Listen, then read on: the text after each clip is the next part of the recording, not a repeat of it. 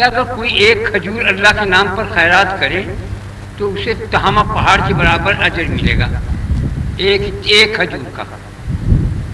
کہ شہنشاہی مہینہ، شاہی مہینہ ہے، میرا مہینہ ہے، رجب میرا مہینہ ہے۔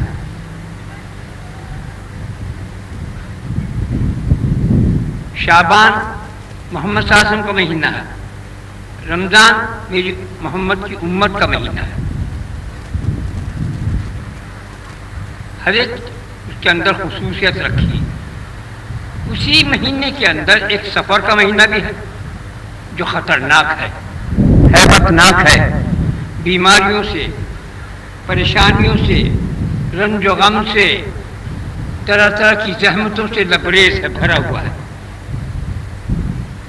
اسی لیے کہتے ہیں اس چاند کو مت دیکھو، اگر خود بخود نظر پڑ جائے تو اور چیز ہے، لیکن باقاعدگی سے مت دیکھو۔ کئی وجوہات ہیں اس کی۔ کوئی یوں کہتا ہے کہ جودی پہاڑی پر جب حضرت نوح کی وہ رکھی گئی آنکھیں کشتی، اس کو کہتے ہیں اس وجہ سے۔ بات کہتے ہیں آدم علیہ السلام کو جنت سے جو نکالنا تھا تو یہ مہینہ تھا۔ بعض لوگ کہتے ہیں کہ اس مہینے میں آپ نے دنیا کو چھوڑا تھا، آخرت کو اختیار کیا تھا۔ ایک روایت اصل جو لگتی ہے دل کو وہ یہ ہے کہ اس مہینے میں آپ کو سخت کچھ تکلیف ہوئی، اس تکلیف میں آپ پر غشی آئی، اور لوگ جو ہیں صحابہ جو تھے رنج و غم کے اندر علم میں مبتلا تھے، چاند دیکھنے کی فرصت نہیں ملی۔ حقیقت یہی لگتی ہے، لیکن خود بخود دکھائی دے تو اور ٹھیک ہے، لیکن اس کو باقاعدگی سے دیکھنا نہیں چاہیے۔ گناہ نہیں ہے، مکروہ نہیں ہے، پسند نہیں ہے۔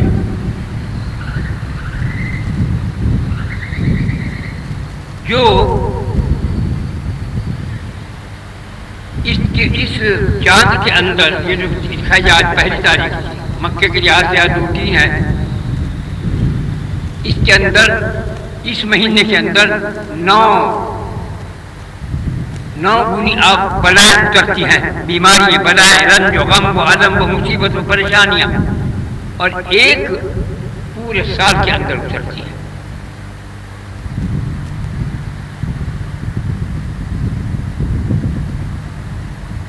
کیونکہ اللہ تعالیٰ نے 18,000 بیماریاں بلائیں اتاری ہیں، جن میں 6,000 کا تو نہ دوا معلوم ہے نہ مرض معلوم ہے۔ 6,000 کا یہ ہے کہ اس کا نام تو معلوم ہے، دوائیں اس کی معلوم نہیں۔ 6,000 ایسی ہیں کہ جس کی دوا بھی ہے، جو عام حکیم ڈاکٹروں کے پاس ہے، دوا بھی ہے اور مرض کو بھی جانتے ہیں۔ جو شخص اس دنیا میں ہے اسے یہاں کے رنج و غم و علم اور مصیبت اور پریشانیوں سے 2-4 ہونا پڑتا ہے، لیکن یہ زیادہ خطرناک مہینہ ہے۔ کیونکہ حضرت امام حسن حسین بیمار ہوئے، جبریل سے پوچھا ہے بچے بیمار ہیں، یہ ان کو صحت کب ہوگی؟ کہتے جب سفر کا مہینہ ختم ہو رہا یہ ٹھیک ہو جائیں گے۔ ایک دفعہ ایسا ہوا کہ آپ نے پوچھا میرے صحابہ سب رنج و غم میں مبتلا ہیں، یہ بلا کب کو ٹلے گی؟ کہنے جب سفر کا مہینہ ختم ہونے والا ہے ٹھیک ہو جائیں گے۔ حتیٰ کہ سفر کا مہینہ ختم ہو گیا، بچے بھی اچھے ہو گئے، صحابہ کو شریف رنج و غم ٹل گیا۔ مگر پھر بھی نبی کریم صلی اللہ علیہ وسلم نے فرمایا کہ کوئی آج کی رات، پرچے پہ لکھا ہوا میں نے اسی لیے لکھوا دیا تھا، 4 رکعت کی نیت باندھے۔ پہلی رکعت میں 11 دفعے قل یا ایھا الکافرون پڑھے، ایسے ہی ہے نا؟ دوسری رکعت میں الحمد کے بعد پہلی رکعت میں قل یا ایھا الکافرون 11 دفعے پڑھے، دوسری رکعت میں قل ھو اللہ 11 دفعے پڑھے الحمد شریف کے بعد، تیسری رکعت میں قل اعوذ برب الفلق پڑھے 11 بار، چوتھی رکعت میں قل اعوذ برب الناس پڑھے 11 بار۔ پھر سلام پھیرتے، 4 رکعت اس سے پڑھ کے، اور اس کے بعد سبحان اللہ یا عظیم 70 دفعے، سبحان اللہ یا عظیم 70 دفعہ، اور درود شریف 70 دفعہ، ایاک نعبد و ایاک نستعین 70 دفعہ پڑھے تو اس مہینے کی پوری سال کی بیماریوں سے محفوظ رہے گا۔ ایسا ہی ہے نا کہ بھول گیا ہوں، یہ تو ہو گیا تم آج رات کو پڑھ لیجیے، کام دے گی، کیونکہ کچھ پتہ نہیں کہ کیا ہونے والا ہے، کون سا رنج آنے والا، کون سی بیماری آنے والی، کون سی پریشانی آنے والی ہے، تو اس سے محفوظ رہے گا وہ۔ دوسری ہے کہ روز 2 رکعت نفل پڑھ لیا کرو، اس کے اندر 3 دفعہ قل ہو اللہ اور 1 دفعہ آیت الکرسی۔ پہلی رکعت میں 3 دفعہ قل اللہ پڑھو تو 1 دفعہ آیت الکرسی، پھر دوسری رکعت میں 3 دفعہ قل اللہ پڑھو، 1 دفعہ آیت الکرسی، تو اس کے پاس کوئی بلا کوئی بیماری پھٹکے گی بھی نہیں پورے سال۔ یہ 2 نمازوں کو یاد رکھو، ہمیشہ یاد رکھو، ہمیشہ پڑھتے رہنا، میں مروں تو جیوں۔ یہ تمہیں وہ کام کی چیزیں بتا کے جا رہا ہے، اگر تم نے اس پہ عمل کیا اور اس پہ عقیدہ رکھا اور اس پر عمل کرتے رہے تو بہت باتوں سے محفوظ رہو گے۔ آدمی اپنے آپ کو خدا کے قدموں میں اس طرح ڈال دے جیسے تم بچھ گئے ہو، پہلے کتے کی طرح بنا رکھنا۔ جب کتے کو تم ہڈی بوٹی ڈالو گے تمہارے پیر کے بچھا بچھا پھیرے گا، تم ایسا بھی نہیں کر سکتے، تم تو کتوں سے بھی گئے ہوئے۔ اپنے رب کے دربار میں اپنے ہاتھ بچھائے گا اور تم ہلاتا رہے گا اور جو کرتا تمہارے پیر میں آتا رہے گا، تم ایسا بھی نہیں کر سکتے اپنے رب کے ساتھ۔ تو پھر کیا ہو تم؟ کیوں پیدا ہوئے؟ مقصد کیا تھا؟ صرف بچے بنا دیے، کھا لیا پی لیا سو لیے؟ نہیں، میں نے انسان کو اور جنات کو اپنی عبادت کے لیے پیدا کیا۔ کون سی عبادت کے لیے؟ نماز روزہ حج زکات کے لیے۔ یہ تو نماز روزہ جو ہے یہ تو ارکان ہے، ایک ستون یہ، ایک ستون یہ، ایک ستون یہ، ایک ستون دیوار یہ، اس کے اوپر جو چھت رکھی گئی اس کا نام اسلام۔ نماز، روزہ، حج، زکات، یہ 4 ستون ہیں، اس کے اوپر تمبو جو ہے کیا ہے؟ اسلام۔ اس کے نیچے بیٹھ کر دنیا کے کاروبار قرآن حدیث کے دائرے میں رہتے ہوئے کرنے کا نام دینداری ہے، نہ کہ وظیفے پڑھنے کا۔ یہ وہ تسبیح پڑھنے والے دھوکم دھام کی جائے کچھ نہیں رکھا ہے۔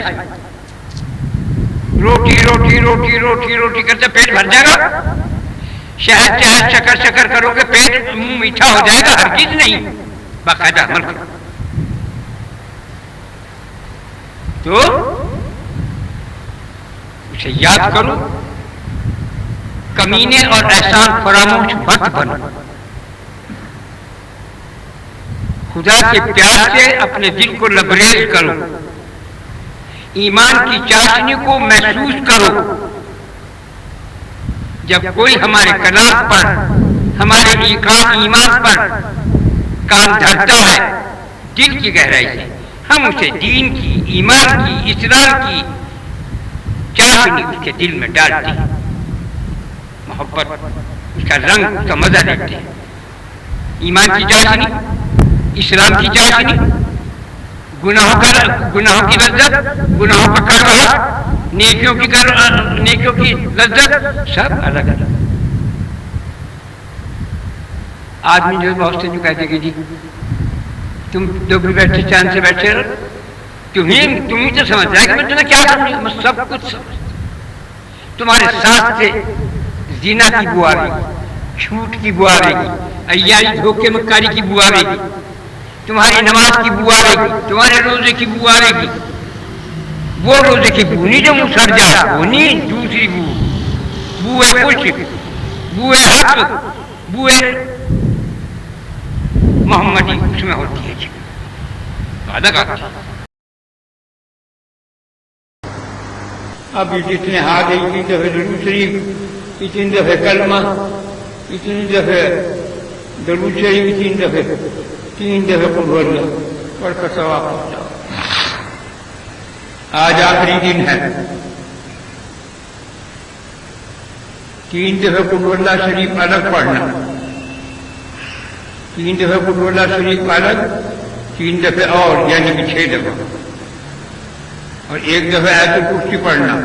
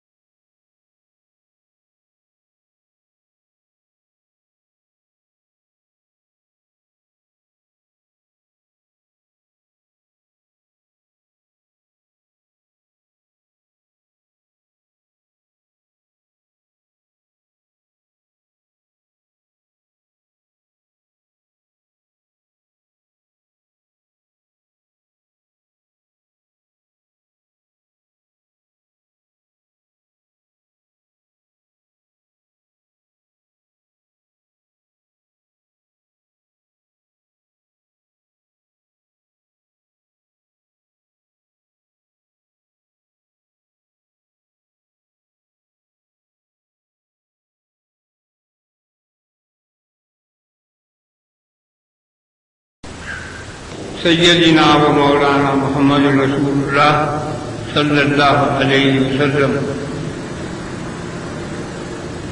اے اللہ ہم سب نے جو کچھ پڑھا ہے اس پڑھنے کا ثواب ہدیہ نذرانہ جناب رسول اللہ صلی اللہ علیہ وسلم, حضرت علی, حضرت فاطمہ, حضرت حسن حسین کی ارواح مبارکہ کو ہدیہ نذرانہ ثواب پہنچا دے.